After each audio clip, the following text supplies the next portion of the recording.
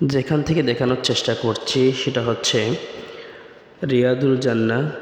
রিয়াদুল জান্নাহ হচ্ছে রাসূল করিম সাল্লাল্লাহু আলাইহি ওয়াসাল্লামের রওজার পার্শ্ববর্তী যে স্থান, যেখানে রাসূল সাল্লাল্লাহু আলাইহি ওয়াসাল্লাম খুতবা দিতেন যে স্থান থেকে, এবং যেখান থেকে আজান দেওয়া হতো হযরত বেলাল রাদিয়াল্লাহু তাআলা যে স্থান থেকে আজান দিতেন, এখনও সেই স্থানটি যথাযথ একটু মডিফাই করে স্থানটা রাখা হয়েছে।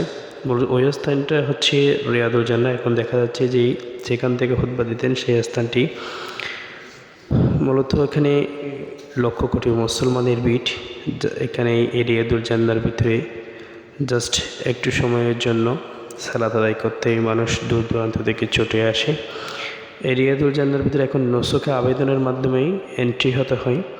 নুসুকের পারমিট ছাড়া, নুসুক সফটওয়্যারের আবেদন ছাড়া এখানে সুযোগ পাওয়া যায় না।